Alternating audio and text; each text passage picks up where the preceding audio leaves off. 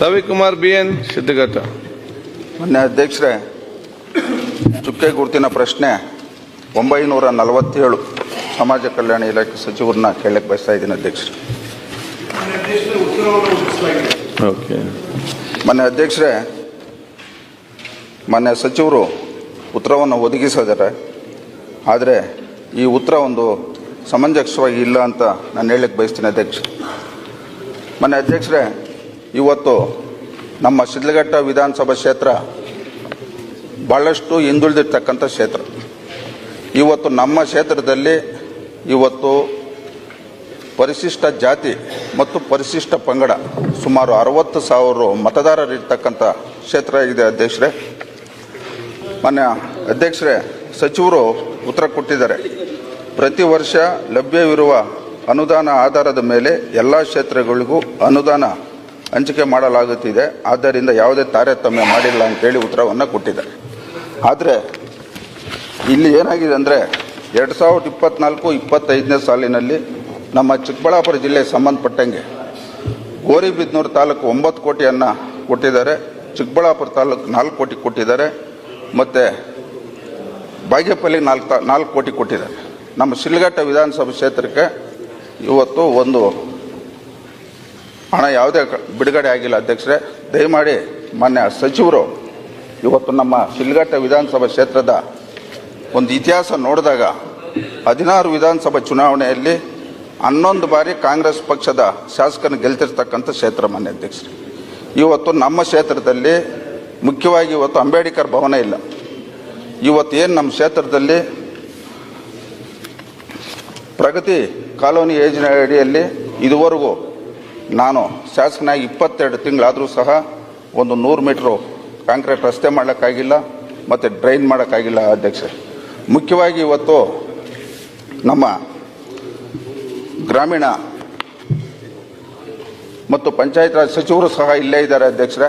ದಯಮಾಡಿ ಅವರು ಸಹ SCP ಮತ್ತು TSPಯಲ್ಲಿ ನಮ್ಮ ಕ್ಷೇತ್ರಕ್ಕೆ ಈ 2 ವರ್ಷವೂ ಒಂದು ಬಿಡುಕಾಸು ಸಹ ಬಿಡುಗಡೆ ಮಾಡಿಲ್ಲ. ದಯಮಾಡಿ ನಮ್ಮ ಕ್ಷೇತ್ರನ ಇವತ್ತು ಈ ಸರ್ಕಾರ ಸಚಿವರು ಗಮನಿಸಬೇಕು. ನಮ್ಮ ಕ್ಷೇತ್ರಕ್ಕೆ ವಿಶೇಷವಾಗಿ ಅನುದಾನ ಕೊಡಬೇಕಂತೇಳಿ ತಮ್ಮ ಮುಖೇನ ನಮ್ಮ ಸಮಾಜ ಕಲ್ಯಾಣ ಇಲಾಖೆ ಸಚಿವರಿಗೂ ಮತ್ತು ನಮ್ಮ ಪ್ರಿಯಾಂಕಾ ಖರ್ಗೆ ಅವ್ರಿಗೂ ನಾನು ಮನವಿಯನ್ನು ಮಾಡ್ತಾ ಇದ್ದೀನಿ ಅಧ್ಯಕ್ಷ. 20, 21, 22, 23ರಲ್ಲಿ ಶಿಡ್ಲಘಟ್ಟ ಕ್ಷೇತ್ರಕ್ಕೆ ಈ ಒಂದು ಅಭಿವೃದ್ಧಿಯಲ್ಲಿ ಅವ್ರಿಗೆ ಮಂಜೂರಾತಿ ಮಾಡಿಲ್ಲ. 23, 24ರಲ್ಲಿ ಸುಮಾರು 1,49 ಲಕ್ಷ ರೂಪಾಯಿನ ಮಂಜೂರು ಮಾಡಿಕೊಟ್ಟಿದ್ದೀವಿ. ಅದರಲ್ಲಿ 82,90,000 ರೂಪಾಯಿನ ರಿಲೀಸ್ ಮಾಡಿದ್ದೀವಿ. ಉಳಿದಿರೋದು ಕೊಡ್ತೀವಿ. ಮತ್ತು ತಾಲೂಕು ಹೆಡ್ ಕ್ವಾರ್ಟರ್ಸಲ್ಲಿ ಏನಾದರೂ ಅಂಬೇಡ್ಕರ್ ಭವನ ಇಲ್ಲದೇ ಇದ್ದರೆ ಅದನ್ನು ವರದಿ ತರಿಸ್ಕೊಂಡು ಅದನ್ನು ಪ್ರಾರಂಭ ಮಾಡಲಿಕ್ಕೆ ಕ್ರಮ ಕೈಗೊಳ್ತೀವಿ. ಮತ್ತು ಹಣದ ಲಭ್ಯತೆ ನೋಡಿಕೊಂಡು ಎಲ್ಲ ಕ್ಷೇತ್ರಗಳಲ್ಲೂ SC ST ಸಮುದಾಯಗಳು ಹೆಚ್ಚಿನ ಪ್ರಮಾಣದಲ್ಲೇ 50,000, 40,000, 60,000 ಜನಸಂಖ್ಯೆ ಇದ್ದಾರೆ.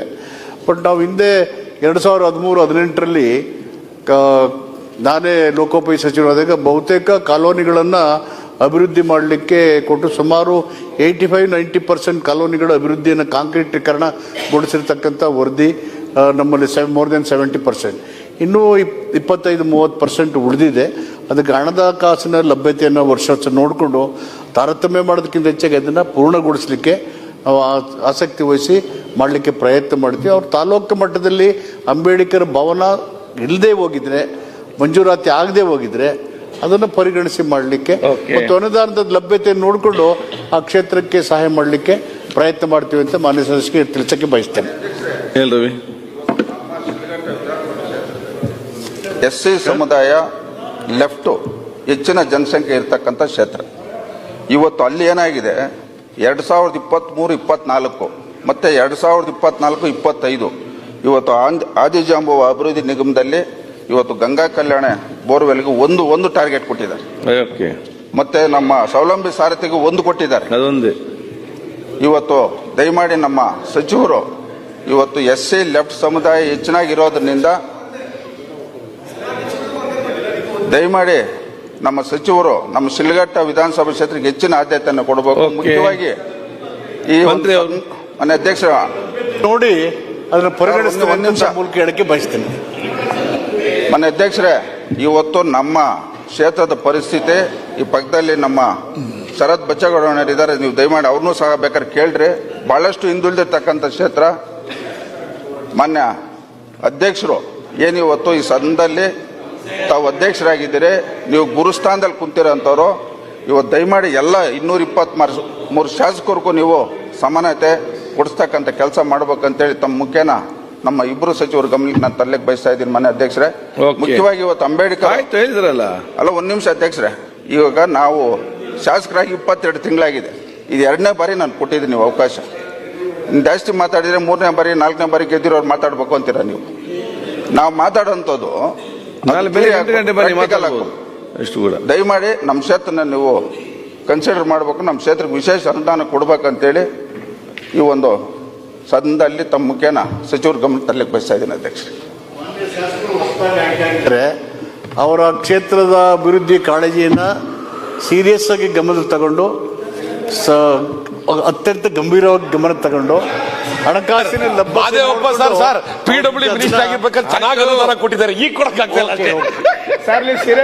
ಮನೆ ಅಧ್ಯಕ್ಷರೇ ಈಗೆಲ್ಲ ಗ್ಯಾರಂಟಿ ಲಭ್ಯತೆ ತಗೊಂಡು ನಾನು ಯಾವ ಸದಸ್ಯರನ್ನು ಆ ಪಾರ್ಟಿ ಅಂತ ತಾರ ಮಾಡೋದಕ್ಕೆ ನನ್ನ ಮನಸ್ಸಲ್ಲಿ ಯಾವಾಗಲೂ ಬಂದಿಲ್ಲ, ಅದು ಬರೋದು ಇಲ್ಲ. ಇದು ಖಂಡಿತವಾಗಿ ಕ್ಷೇತ್ರದ ಶಾಸಕರುಗಳಿಗೆ ಹೆಚ್ಚು ಬೋರ್ವೆಲ್ ಬೇಕು, ಯೋಜನೆಗಳು ಬೇಕು ಅನ್ನೋ ಬಯಕೆ ಇದೆ.